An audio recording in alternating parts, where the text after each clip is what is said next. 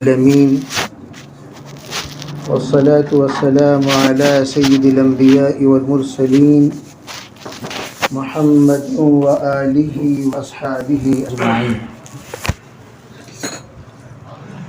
أما بعد فأعوذ بالله من الشيطان الرجيم. بسم الله الرحمن الرحيم. وقل ربي زدني علما. وقال النبي صلی اللہ علیہ وسلم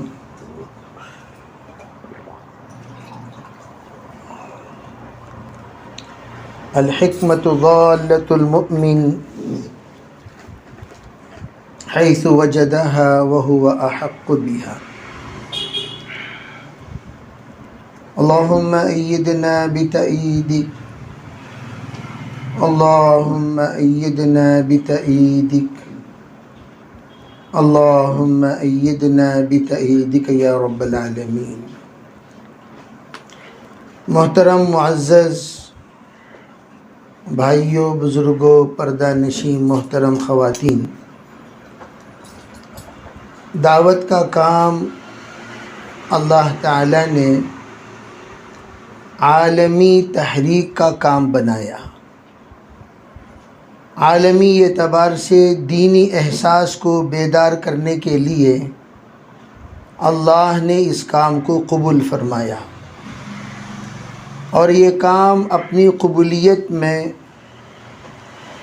یہ ایک مثالی ہے جس کے ذریعے سے اللہ تعالیٰ نے عالم میں دین کی بقا، دین کی احیاء، دین کے تحفظ، دین کی ترقی کے لیے اللہ تعالیٰ نے اس کو سبب بنایا، اور اس عظیم تحریک کا ایک حصہ اللہ نے ہمیں بھی بنایا ہے.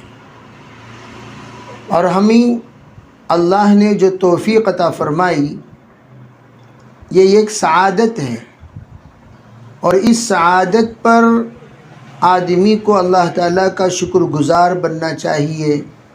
اعملوا آل داود شکرا وقلیل من عبادی الشکور. شکر ادا کرو. شکر ادا کرنے سے قبولیت کے دروازے کھلتے رہیں گے، اور وہ شکر گزاری اس کے لیے ہم لوگوں کو 3 کام اختیار کرنا ہوگا. اللہ نے جس کام کے لیے قبول کیا اپنے آپ کو اس کام کے لیے لائق بنانا ہے.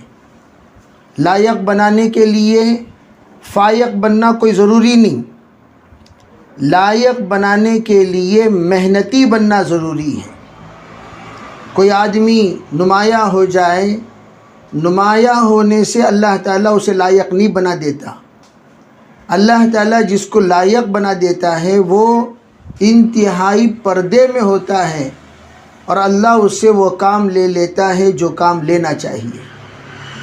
اس لیے کہتے ہیں کہ پہلے اللہ سے خوب دعائیں مانگیں، جتنی ہو سکے اللہ سے دعائیں مانگیں. یا اللہ اس کام کے ہم لوگ مستحق نہیں تھے، لیکن آپ نے بغیر کسی استحقاق کے ہمیں قبول کیا، اور آپ کی قبولیت کے جو بھی اسباب ہوں، کوئی نہ کوئی عمل، کوئی نہ کوئی ہمارا فعل، کوئی نہ کوئی ہماری دعا، کوئی نہ کوئی ہمارے بڑوں کی دعا، کوئی نہ کوئی ہمارے خاندان کے اکابرین کی دعا اللہ تعالیٰ قبول کیا ہوگا. تبھی تو اللہ تعالیٰ اتنے افراد میں سے، ہم ذرا اپنے خاندان میں غور کریں، خاندان ہمارا کتنا بڑا ہے، اس میں کتنے مرد ہیں، کتنی عورتیں ہیں. اس خاندان میں سے ان اللہ یستفی من الملائکۃ رسلا ومن الناس، اللہ تعالیٰ بندوں میں، فرشتوں میں اپنے پیغام پہنچانے والوں کو چنتا ہے. تو ہم چنندہ لوگ ہیں. هو اجتباکم، اللہ نے ہمیں چنا ہے. جب اللہ نے ہمیں چنا تو اس چنندہ لوگوں میں ہونے کی شان یہ ہونی چاہیے کہ ہم اللہ تعالیٰ کا شکر ادا کریں. شکر کیا ہے؟ جس کام کے لیے اللہ قبول کرے اس کے لیے ذات سے تیار ہوں، اور اپنی ذات سے تیاری بھی کریں. جیسے حضرت صحابہ کرام تمام اعلان پر ہمیشہ تیار، اور تمام اعلان کے لیے تیاری بھی کرتے تھے. تمام اعلانات کے لیے تیاری بھی کرتے تھے. کبھی تیاری گھوڑے کی شکل میں ہو رہی ہیں، کبھی تیاری صحت کے شکل میں ہو رہی ہیں، کبھی تیاری اپنے وارثین کی شکل میں، کبھی تیاری اپنے کاموں کی شکل میں، مختلف شکلوں میں تیاریاں ہوا کرتی تھیں۔ اور جب اعلان ہوتا تو اس وقت میں تمام کے تمام مکمل تیار ہو کر آ جایا کرتے تھے، صف بند ہو جایا کرتے تھے۔ تو میں یہ عرض کرنا چاہتا ہوں کہ اس وقت ہم لوگوں کو سب سے پہلے ہماری تیاری کیا، صرف اور صرف دیکھو قرآن پاک میں حضور صلی اللہ علیہ وسلم کو اللہ نے حکم دیا وَقُلْ رَبِّي زِدْنِي عِلْمًا، یا اللہ آپ میرے علم میں اضافہ فرمائیے۔ یہ دعا آپ مانگیے، کیا ضرورت ہے صاحب وحی کو یہ دعا مانگنے کی؟ اصل میں ان اللہ یأمر المؤمنین بما یأمر بہ المرسلین، حدیث پاک میں ہے اللہ رسولوں کو حکم دیتا ہے تو وہ حکم رسولوں کو نہیں، اصل ایمان والوں کو۔ یہ دماغ سے نکال دینا چاہیے۔ الہامی باتیں کریں گے، الہامی باتیں جیسے بعض لوگ سوچتے ہیں کہ وہ بیٹھیں گے سوچیں گے دل میں بات آئے گی کہہ دیں گے۔ ہم ہمیشہ ایک بات یاد رکھیں، دیکھو ہم لوگ حدیث اور قرآن میں روز اول سے جو اللہ کے رسول علیہ السلام نے، صحابہ نے، تابعین نے، تبع تابعین نے جو بات کہتے ہوئے آئے ہیں اسی بات کو ہمیں کہنا ہے، کوئی نئی بات نہیں۔ اسی لیے کہا گیا لن تضلوا ما تمسکتم بہما، اگر تم گمراہی سے بچنا چاہتے ہو، پوری امت کو بچانا چاہتے ہو، قرآن و حدیث کی روشنی میں ہمیشہ زندگی گزارتے رہو۔ ترکتکم فی البیضاء لیلھا ونہارھا سوا۔ اب ہماری جو جماعت جس ملک میں جائے گی، جہاں بھی جائے گی، ایک اعتبار سے اللہ کے رسول کا ایک پیغام لے کر جا رہی ہیں۔ حضور نے یہ فرمایا تھا صحابہ اکرام کو کونوا مصابیح الہدی، اے صحابہ تم ہدایت کے چراغ بن کر جاؤ، ہدایت کے چراغ بن کر جاؤ۔ اور ہم سب ہدایت کے چراغ بن کر جا رہے ہیں۔ کب ہدایت کے چراغ بنیں گے؟ جب خود ہدایت پر ہوں گے۔ سب سے پہلے ہدایت پر ہمیں ہونا ہے، بعد میں ہدایت کے چراغ بننا ہے۔ تو ہم لوگوں کو کرنا کیا چاہیے؟ پہلے قرآن و حدیث ہدایت کے سب سے پہلے چراغ، قرآن کو سمجھنا ہوگا، حدیث کو سمجھنا ہوگا۔ ماشاءاللہ ہمارے بہنیں اس وقت مذاکرات شروع کر چکی ہیں، تو میں اپنے بھائیوں سے بھی کہتا ہوں ہم لوگ اپنے مذاکرے کا جائزہ لیں۔ کہیں ہماری زبان سے ایک بزرگ کا بیان ہوا، بیان کے بعد وہ آئے بہت پسینہ پسینہ تھے، پوچھا کہ حضرت اتنا زیادہ آپ ٹینشن میں کیوں ہیں، اتنا زیادہ آپ حیرت میں کیوں ہیں؟ تو حضرت نے فرمایا مجھے بیان کے وقت میں یہ بات ہمیشہ چپتی رہتی ہے، کہیں میری زبان سے کوئی ایسی بات نہ نکل جائے جو اللہ اور اللہ کے رسول کے منشے کے خلاف ہو، اور میں قیامت تک پکڑا جاؤں جو باتیں مجھ سے نقل کی جائیں گی، فلاں نے یہ فرمایا، فلاں نے یہ فرمایا، فلاں نے یہ فرمایا، فلاں نے یہ فرمایا، اور قیامت تک وہ پورا وبال میرے سر پر۔ صدیق اکبر اتنے بڑے، اللہ اکبر، تمام خطبوں میں ہم سنتے ہیں اللہ کے نزدیک سب سے زیادہ محترم، مقدس، مکرم، مبجل کوئی ہے، وہ کون؟ افضل الخلائق کون ہیں؟ بعد الانبیاء بالتحقیق ابو بکر صدیق رضی اللہ تعالی عنہ۔ تمام خلائق میں، تمام انسانوں میں انبیاء کے بعد سب سے بڑا مقام، لیکن جب انہوں نے سنا جو شخص میری طرف ایسی بات منسوب کرے جو بات میں نہ کہی ہو، نہ میرا منشا ہو، حضور کی بات کہہ رہا ہے، اپنی بات سنا رہا ہے، تو ایسے موقع پر حضور نے سخت وعید فرمائی فَلْيَتَبَوَّأْ مَقْعَدَهُ مِنَ النَّارِ، وہ اپنا ٹھکانہ جہنم بنا لے، وہ اپنا ٹھکانہ جہنم بنا لے۔ اللہ تعالیٰ سب کی حفاظت فرمائے۔ اس حدیث پر ابن ماجہ نے، حضرت ابن ماجہ علیہ الرحمہ نے اپنی کتاب میں نقل فرمائے صحابہ اکرام کے احتیاط، اس میں ایک ایک صحابی ایک ایک حدیث ارشاد فرماتے وقت او کما قال علیہ السلام، او کما قال علیہ السلام 24 مرتبہ کہتے تھے، کہ ایسا نہ ہو کہ میری بات نقل کرنے میں کوئی غلطی ہو جائے، کوئی بات میری نقل کرنے میں بھول ہو جائے۔ ہم لوگ کبھی بھی حدیث، بھئی دین کی بات، میاں جی محراب صاحب رحمۃ اللہ علیہ کو ہم نے سنا بھی دیکھا بھی، زندگی میں کبھی میاں جی محراب ڈائریکٹ حدیث نہیں بیان کرتے تھے، اور ہمیشہ ارے بھائی ایک بات ذہن میں آ رہی ہے، وہ بات کہہ رہے ہیں، وہ بعینی ہی قرآن پاک کا ترجمہ ہے. یہ نہیں کہتے یہ اللہ کا کلام ہے، نہیں. حضور صلی اللہ علیہ وسلم کا ارشاد ہے نہیں. دین کی بات جیسا عام طور پر کہتے ہیں ویسے کہتے چلے جاتے. کیوں؟ نسبت جوڑنے پر ثبوت بھی دکھانا پڑتا ہے. دین کی بات اگر کہہ دیں گے تو دین کی باتیں ہو جائیں گی. اگر آپ نے کہہ دیا اللہ نے فرمایا تو اللہ نے کہاں فرمایا بتانا ہوگا، نبی نے فرمایا، نبی نے کہاں فرمایا دکھانا ہوگا. تو دونوں ثبوت کے بالکل ضرورت، یعنی ثبوت سے ثابت کرنے کے آپ مکلف ہو جائیں گے. تو اس لیے حضرت ہمیشہ دین کی بات سادی سیدھی کرتے تھے.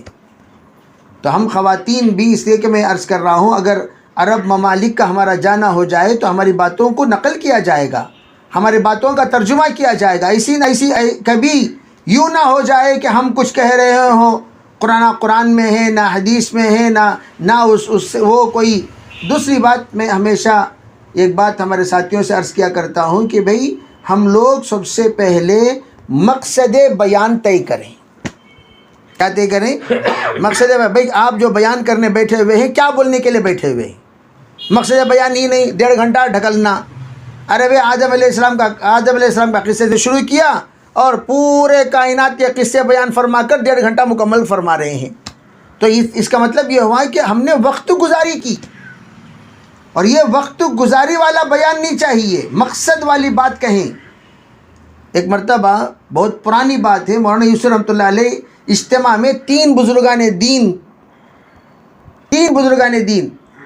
ایک حضرت علی میاں صاحب رحمۃ اللہ علیہ، حضرت منظور صاحب نعمانی رحمۃ اللہ علیہ، مولانا یوسف رحمۃ اللہ علیہ، یہ 3 بزرگان دین ایک اجتماع میں تھے. صرف تینوں کا بیان ہوا.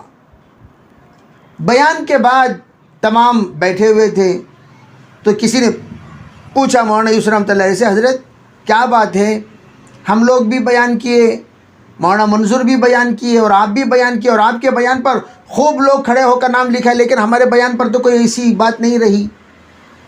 تو حضرت نے پوچھا ذرا بتائیے آپ نے جو بیان کیا کیا ارادے سے آپ نے بیان کیا؟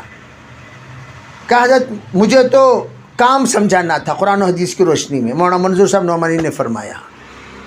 تو حضرت فرمانے لگے واقعتاً آپ نے جو بات کی وہ بات ایسی واضح بات تھی، اس میں کوئی اشکال کی گنجائش نہیں ہے. اس طرح آپ نے صاف گفتگو کیا اور مدلل بات کی، اور یقیناً آپ اپنے نیت میں اور آپ اپنے ارادے میں مکمل کامیاب کہ آپ نے صحیح گفتگو فرمائی اور صحیح آپ نے اپنے منشے کے مطابق بات کو سمجھایا. اور آپ نے حضرت فرمانے لگے مجھے 6 نمبر ثابت کرنا تھا، 6 نمبر اور فرمایا مجھے اتنا واضح طریقے سے 6 نمبر جو آپ کے بیان سے واضح ہوئی، فرمایا میں اس سے پہلے سلسلے میں اتنا زیادہ غور و فکر نہیں کیا جتنا آپ نے 6 نمبر کو کھول کر بیان کیا. تو آپ کی بات میں تو فرمایا آپ تو مولانا یوسف رحمۃ اللہ کہنے لگے میرا منشا یہ تھا یہ پوری جماعت جو میرے سامنے بیٹھی ہوئی ہے سب کی تشکیل ہو جائے، سب یہاں سے اللہ کے راستے میں نکل جائے، چلے کے لیے 4 مہینے کے لیے یہاں سے ان لوگوں کا خروج ہو. پہلے ہی بیان شروع کرتے وقت ہی میرا منشا یہی تھا. تو فرمایا کہ انما الاعمال بالنیہ، ہم نے جیسے ارادہ فرمایا اللہ کی طرف سے ویسا فیصلہ ہوا. تو ہم جب بیان کرنے کے لیے بیٹھیں گے تو بیان جو کرنے کے لیے بیٹھے کیا نیت سے بیٹھے ہوئے ہو بھائی ہم لوگوں کو بیان کرنے سے پہلے ہم لوگ یہ سوچنا چاہیے کیا وجہ سے وقت گزاری کے لیے بیان کر رہے ہیں، کہے کے لیے بیان کر رہے ہیں. سب سے پہلے نیت بھائی جتنا مجمع میرے سامنے بیٹھا ہوا ہے دین کی بات کس نہج سے ان لوگوں کو میں سمجھا سکوں، درد کیسے منتقل کر سکوں، میرا دکھ کیسے منتقل کر سکوں. اس نیت کے ساتھ آپ بیان کیجئے، آپ کا دکھ بھی منتقل ہوگا، درد بھی منتقل ہوگا. جیسے حضرت مولانا الیاس صاحب رحمۃ اللہ علیہ انہوں نے بیان فرمایا کرتے تھے کہ حضرت کی لکنت والی زبان تھی لیکن درد منتقل ہو جایا کرتا تھا.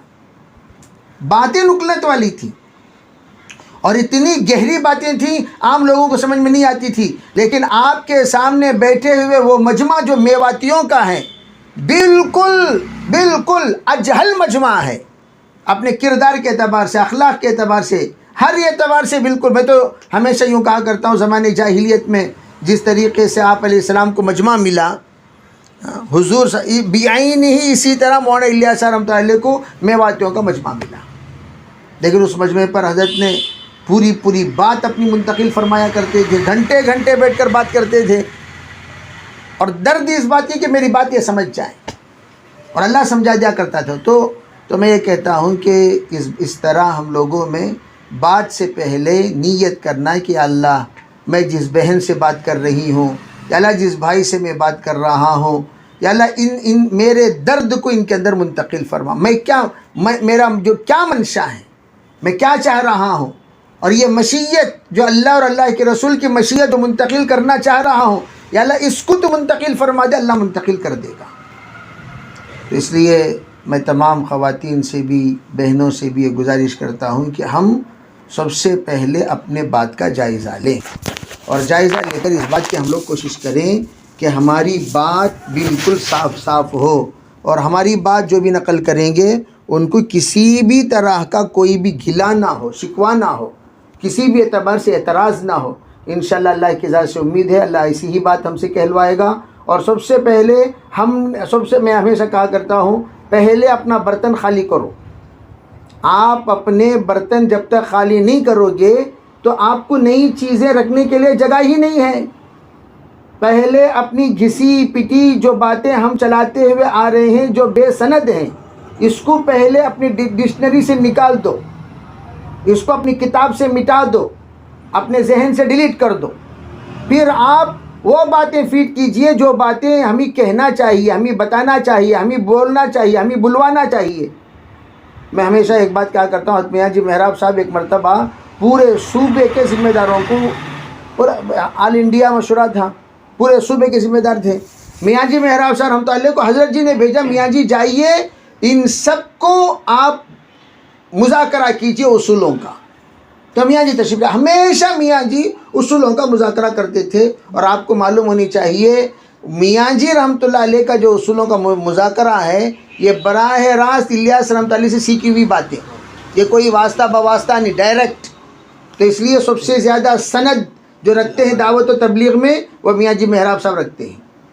تو کیا ہوا، حضرت نے ایک مرتبہ کیا 6 نمبر کا مذاکرہ، تو حضرت نے فرمایا بھائی مذاکرہ کرنے سے پہلے میں آپ لوگوں کا جائزہ لینا چاہتا ہوں، ذرا آپ کھڑے ہو کر بتائیں کہ آپ لوگ اپنے صوبوں میں 6 نمبر کیسا سکھاتے ہیں۔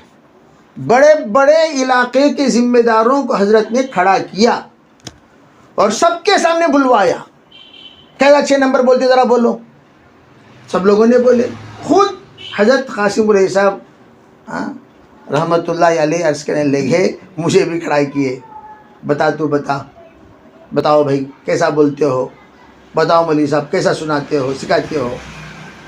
تو پورا کھڑے ہو کر بتائیں، تو حضرت نے اصلاح کیا، یہ ایسی نہیں، یہ بات ایسی نہیں، یہ ایسی ہے، یہ بات ایسی نہیں، یہ ایسی ہے، اس طرح تمہیں سکھانا چاہیے۔ پہلے 6 نمبر سیکھنے کے لیے آپ کو پہلے مقصد بتانا ہے، پھر فضیلت بتانا ہے، پھر حاصل کرنے کا طریقہ بتانا ہے، اس طریقے سے آپ 6 نمبر بیان کریں گے۔ 6 نمبر کوئی بیان نہیں ہے۔ تو حضرت فرمایا کرتے تھے ہمیں کھڑا کر کے ملاقات کرنے کا طریقہ، کس طریقے سے ملاقات کرنے کے بعد مسکرانا چاہیے، اور ملاقاتوں میں جاتے ہوئے لباس کیسا ہونا چاہیے، اور گفتگو، خصوصی ملاقات کی گفتگو کیا ہے، عمومی ملاقات کی گفتگو کیا ہے، تعلیمی ملاقات کی گفتگو کیا ہے، اور تشکیلی ملاقات کی گفتگو کیا ہے، اصولی ملاقات کی گفتگو کیا ہے، یہ سب حضرت براہ راست کھڑا کر کے ایک دوسرے ساتھی کو ملا کر سکھایا کرتے تھے۔ تو اس طرح اب ماشاءاللہ ہمارے خواتین اب آئی ہوئی ہیں، تو ہم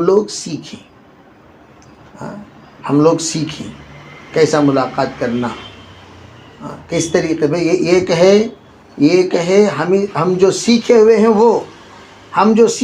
ہیں وہ صحیح ہے کہ نہیں ہے، اس کی جانچ کرانا، جانچ کرنے کے بعد اسے ہم لوگ جو رکھنا ہے وہ رکھنا ہے۔ اس لیے کہ محترم خواتین، یہ عنوان پر بات کرنے کی ضرورت کیوں ہوئی، ایک سوال پیدا ہوتا ہے، اس لیے کہ باتوں ہی سے باتیں بڑھتی ہیں، بات ہی سے حالات بگڑتے ہیں۔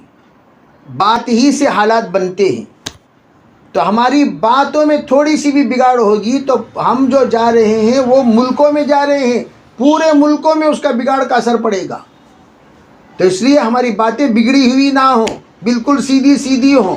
وہ باتیں ہوں جو باتیں ہمارے بڑوں نے ہمیں بتانے کو کہا, ہمارے بڑوں نے ہمیں سمجھانے کو کہا, ہمارے بڑوں نے ہمیں سکھانے کو کہا. انشاءاللہ وہی باتیں سیکھیں گے, وہی باتیں بولیں گے, وہی باتیں ہم یاد کریں گے. اللہ تعالی ہمیں عمل کی توفیق عطا فرمائے. انشاءاللہ مزید باتیں آپ حضرات کے سامنے عرض کی جائیں گی. اللہ تعالی ہمیں توجہ دینے کی توفیق عطا فرمائے. سبحان اللہ بحمدہ, سبحانک اللہم بحمدک, ونشہد ان لا الہ الا انت, ونستغفرک ونتوب الیک.